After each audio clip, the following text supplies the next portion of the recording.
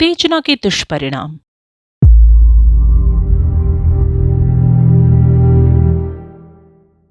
कहते हैं आदिम जाति में एक बहुत बड़ी मानसिक कमजोरी रहती है जिसे उत्तेजना कहा जाता है।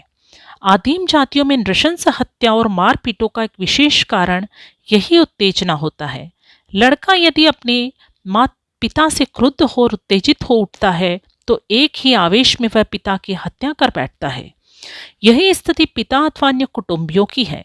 क्रोध पर ये काबू कर नहीं पाते और क्षणिक आवेश में हत्या, मारपीट, खून खराबा हो जाता है। छोटी छोटी बातों पर लड़ाई झगड़े चलते रहते हैं। पारस्परिक कटुता की अभिवृद्धि होती है।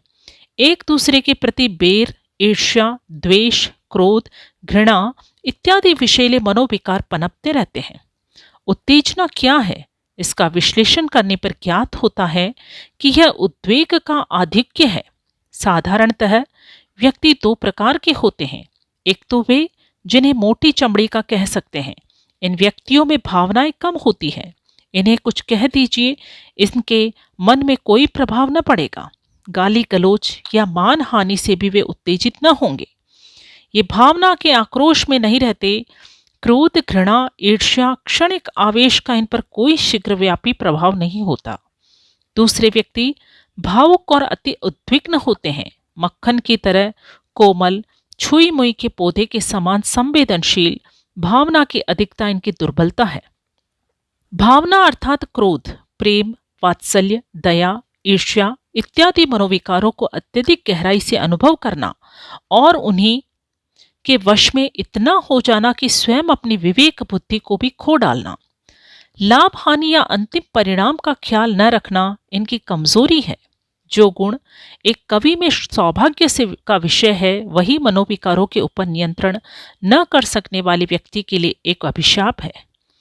ये अपनी उत्तेजनाओं के ऊपर विवेक बुद्धि का नियंत्रण नहीं कर पाते और स्वयं उनके वशीभूत हो जाते हैं।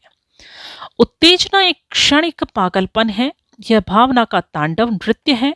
उद्वेग एक आंधी है। ईर्ष्या, क्रोध, प्रतिशोध का एक भयंकर तूफान है जिसे निर्बल इच्छा शक्ति वाला व्यक्ति संभाल नहीं पाता, अपने आपे को खो देता है।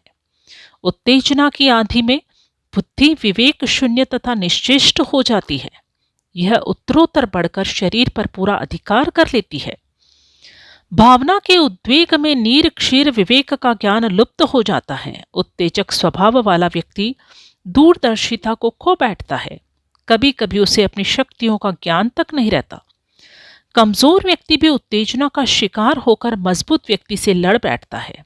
बातों बातों में वह उग्र हो जाते हैं और हाथापाई की नौबत आ जाती है, जिससे व्यर्थ की हानि उठानी पड़ती है।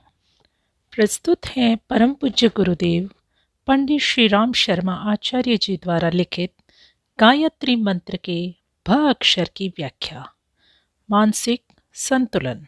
यदि आपको हमारी ये वीडियो पसंद आई हो तो इसको लाइक करें, कमेंट करें और शेयर अवश्य करें। हमारे YouTube चैनल ऋषि चिंतन को सब्सक्राइब भी कर लें। साथ ही बेल आइकन को भी दबाएं ताकि आने वाले वीडियोस की नोटिफिकेशंस मिलती रहे। धन्यवाद।